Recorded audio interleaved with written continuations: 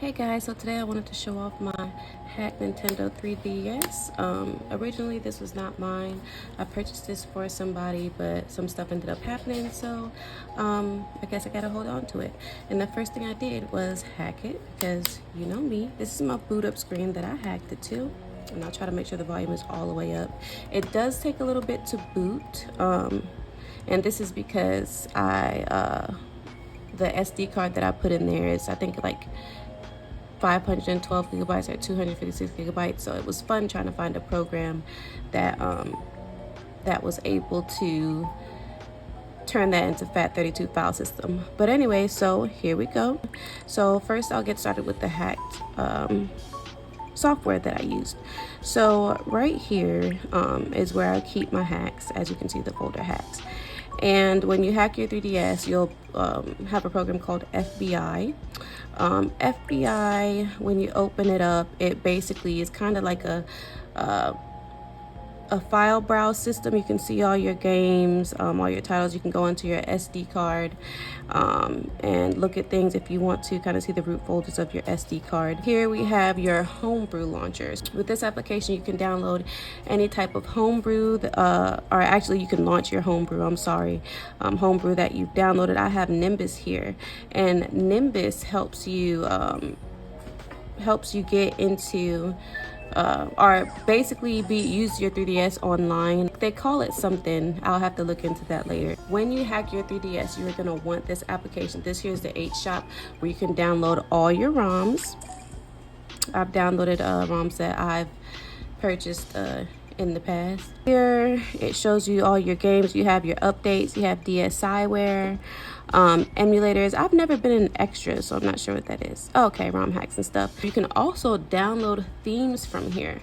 The only thing weird about downloading themes from here is that I don't think they give you a preview of the theme. It's best to go on the H Shop website on your computer, and you can look at the themes from there and decide what you'd like to download. Next, we have Universal Updater. So let's click on that. And I'm trying to speed through here. This is another Homebrew application. So here you have a lot of Homebrew applications, a lot of hacks. NTRHR, that allows you to stream your 3DS screen to your computer wirelessly if you want to stream and mirror your screen, etc. They have a lot of neat stuff in here, but I think all I downloaded from here was like NTR. They also have RetroArch too, Anemone. This is where you download your themes. So I do have a couple themes on here. The ones that I have now is like some hamsters. I downloaded Metal Gear Solid by accident, so let's see how it looks. Oh, this is kind of cool. I have this one, and it comes with, like, a lot of themes come with this cute little music here.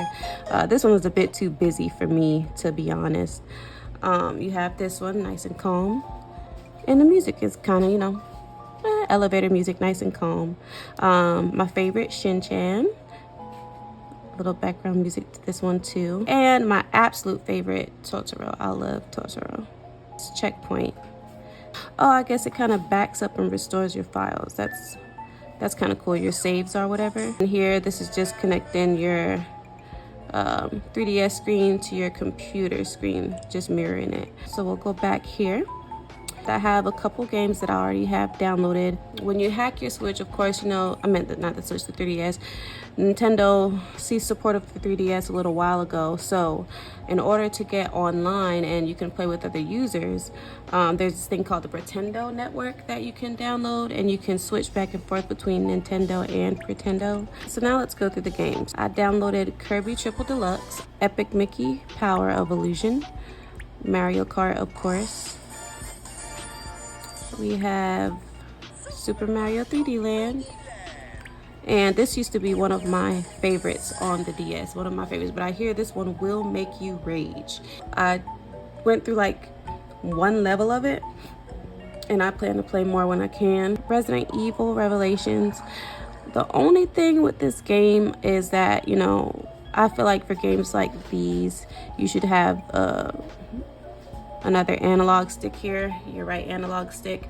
The new 3DSs do have a C stick that's pressure sensitive right here, but I didn't get the new 3DS. This is all they had available at the pawn shop, and like I said, originally this wasn't for me. We have Luigi's Mansion, which I did play on Nintendo Switch, and I enjoyed. I never beat it though, so I'll probably put some time into this and play that. This is YouTube for the 3DS. This came from the Homebrew section. It actually does load YouTube videos, and although the quality isn't the greatest at all, I'm just gonna click on the first video. I don't know why it's Young Thug, but whatever.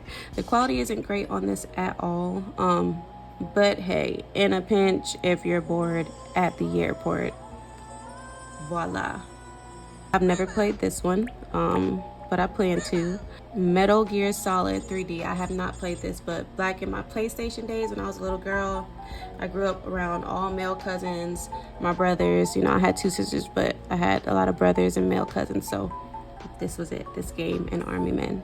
Yoshi's New Island, a game that I did enjoy. I played this on the 64.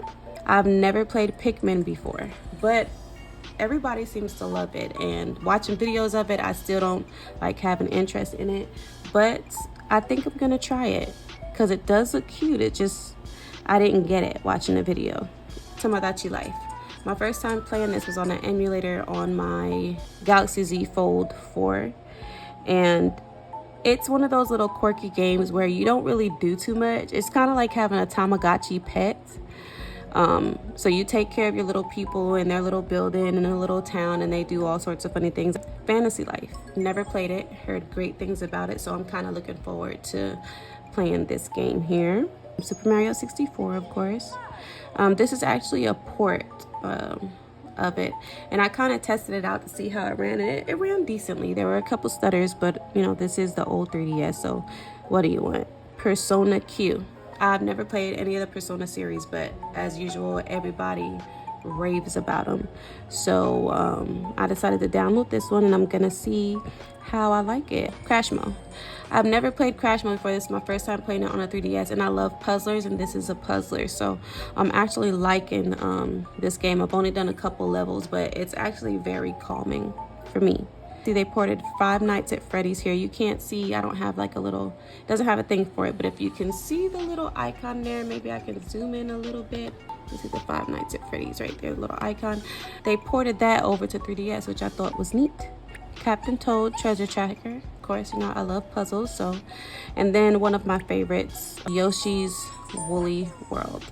I absolutely love this game. I even like it better than Yoshi's Crafted World. It just feels very calm. So that's everything on my hacked 3DS, and the hacked 3DS runs as normal. The only thing that's slowing down my 3DS, like as you can see this here, it'll take a few seconds to load in, and that's due to the size of my SD card.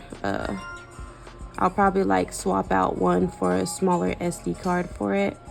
Now with the 3DS, I'm so used to these newer handhelds because I've never owned a 3DS. I went straight from Nintendo DS Lite, and my next game in handheld ended up being a Nintendo Switch. This feels a little weird to me or whatever, just to hold it, but I guess it's something that I have to get used to.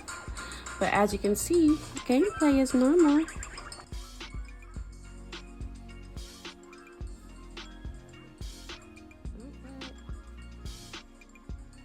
Gameplay is very much normal. I haven't experienced any lag or any like, I had a few crashes, but I think those came from games not downloading all the way due to my interconnection being a little shifty back where I'm at. But other than that, everything runs absolutely fine. And I do enjoy this. It's really cute. And it'll be easier to carry around on like flights when I go to work and stuff like that. I do plan on decorating it and making it all cutesy, of course. It came in pretty good condition. Some of the buttons are a little sticky. That's the only thing. I'll find a way to clean that up. Other than that, it's a pretty cool device, and I look forward to using it. I did want a PS Vita so that I can hack that.